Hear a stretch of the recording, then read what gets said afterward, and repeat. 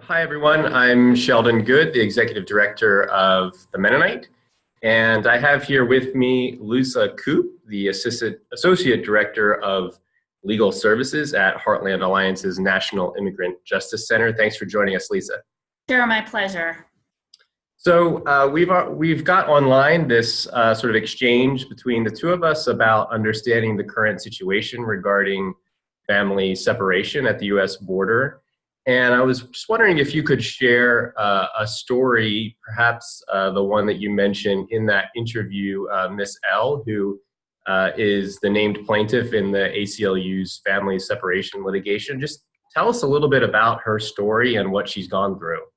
Sure. So Ms. L is a woman who fled her home country of the Congo several months ago with her young daughter, who at the time was 6 years old.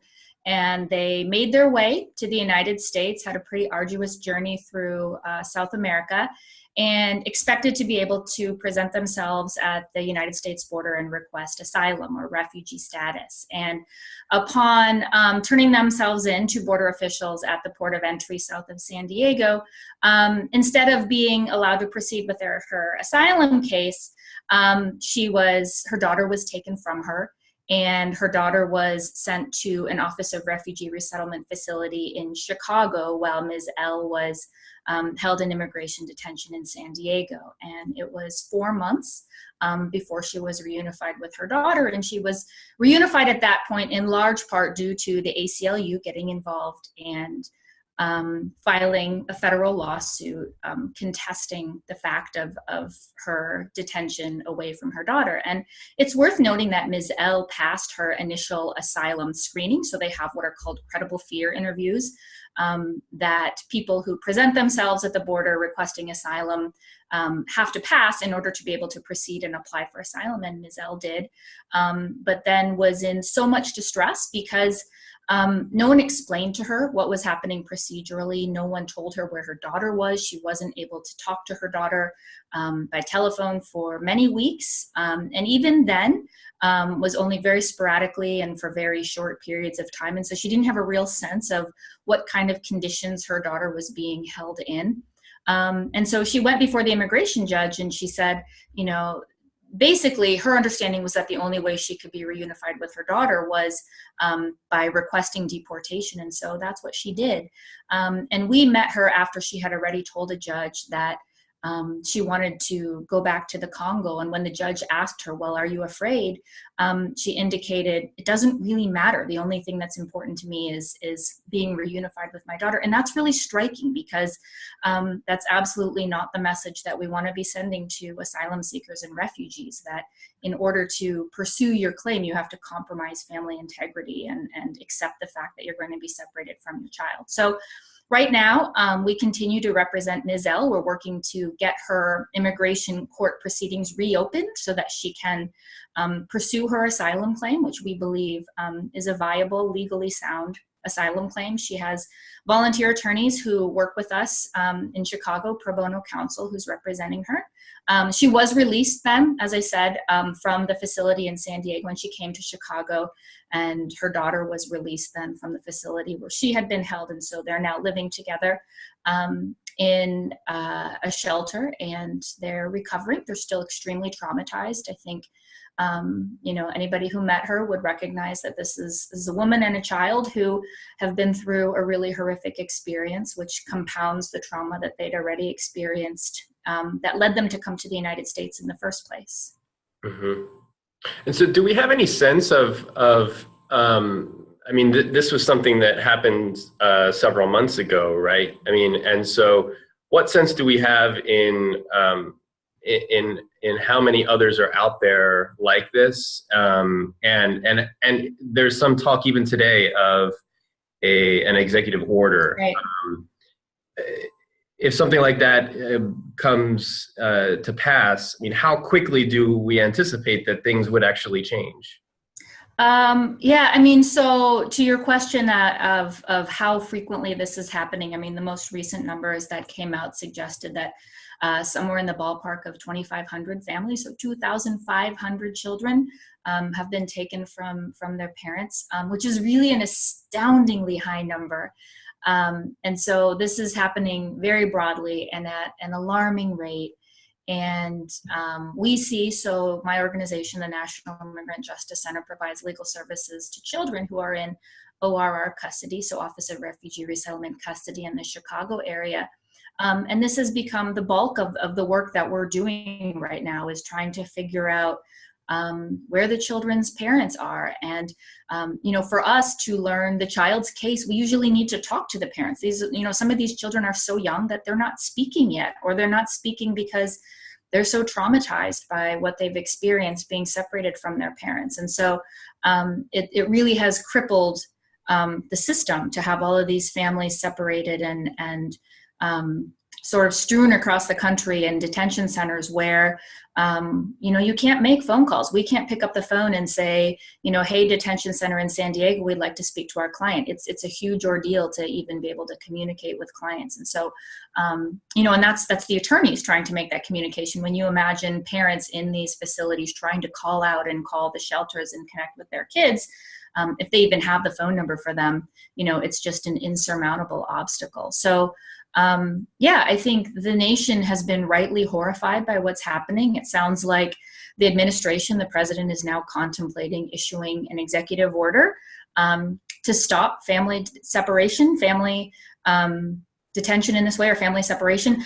It's worth noting that the president doesn't need an executive order to do this. There's no law that requires that they do this. This is purely an exercise of their discretion. They're choosing to criminally prosecute people who enter the United States, and they're choosing to separate them from their children. And that's not something that you need to even pass a law or issue an executive order to prevent. But what we anticipate happening if this executive order comes to pass is that it'll be an order that seeks to roll back protections that are in place to keep children out of jails, and allow for the children to be held in jail with their parents, which quite frankly is just replacing one type of horrible with another, because children don't belong in jail, and parents shouldn't have to try to parent from a jail cell. And we have plenty of mechanisms that exist to ensure that asylum seekers, you know, comply with their requirements as they pursue their immigration relief, short of holding them in jails, which is just absolutely wrong, and really is unnecessary in the vast majority of cases. Mm-hmm. So speaking of cases, are there others besides Miss L who you would lift up? I mean, not that just another case Right. justifies this, but I get the sense that for some it's kind of like, well, how do I even relate to what's going on? And so that's why, you know, we often don't hear the stories of people in the media. It's just about kind of the latest happenings in the political realm. And so, Right. do you have another story that you could share? Yeah, and I think what you're identifying is a little bit of a departure for what we as attorneys generally do, which is protect our clients and protect their confidentiality and try to avoid subjecting them to, you know, public scrutiny. But I think this was an issue that really caused us to step back and recognize that people need to hear these stories. And so we've, some of our clients have expressed a willingness to share their experiences so that people can understand exactly what's happening in this circumstance. And three of those women are Central American women that I met in San Diego a number of weeks ago now. I was down there and visited three women who were at the time still in federal criminal custody. So they were in the process of being charged and processed for having entered the United States without proper documentation, which, yes, is a violation of our criminal laws, but it's a misdemeanor. So the equivalent of any minor crime, you could equate it with a traffic violation. But it was a criminal charge that resulted in their children being taken from them. These three women are all asylum seekers. So, you know, when we screened their cases, we learned that they'd all experienced really significant gender violence, so domestic violence in their homes, and gang violence. So they, literally bear the scars of the abuse they've experienced. They've been attacked with machetes. They've been raped. Their children have observed this harm being inflicted upon them, both by their intimate partners, but also by gangs who targeted several of the women. And so, as I would argue any mother would do, they took their children and they fled their hometowns, and they made the decision to come to the United States in the hopes of seeking protection. And just as Ms. L, when they entered the United States, now they entered coming over the wall as opposed to through a port of entry, but part of the reason was because at the port of entry, officials were telling people, America's full, you can't come through the port of entry. And so people made the decision to enter in different ways, and immediately, all three of these women immediately presented themselves to border officials and requested asylum, and were instead criminally prosecuted and separated from their children. So when I met them, all three of them had been detained for a number of weeks.